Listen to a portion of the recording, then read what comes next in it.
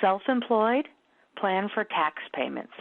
My friend and I are both self-employed, and we were discussing our income tax plans. The IRS will charge me a penalty if I wait until the end of the year to pay my taxes.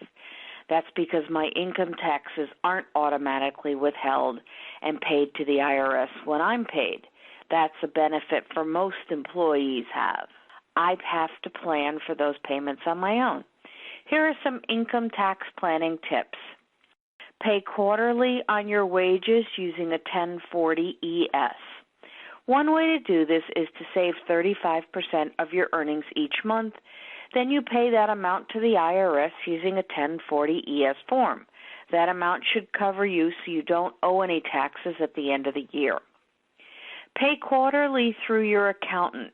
If you don't want to bother with a 1040 ES and you feel that 35% is too high, you can work with an accountant who will help you to pay the correct amount of taxes based on your income and all your current deductibles. Most accountants will send in the payment for you. Having that appointment with your accountant may keep you on track. Avoid penalties and quarterly payments only if you're married.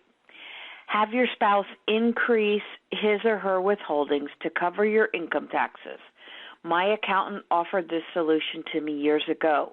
The IRS considers my husband and I to be a household because we file a joint return. That means he can cover my tax payments by having them withheld from his paycheck. How do you do this?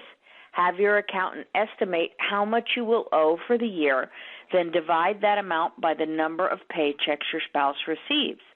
Have your spouse increase his or her withholdings by that amount.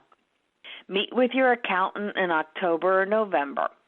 One thing that you have to do in the last quarter of the year is to make sure you're on track.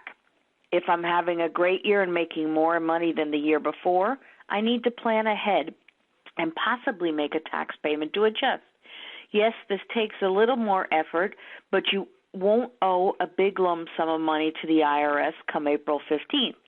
And if you're going to owe money, you'll want to know ahead of time so you can rein in your spending over the holidays. If you think any of these tips will help your situation, have a discussion with your accountant and discuss the pros and cons. This is Jill Russo Foster. Until next time.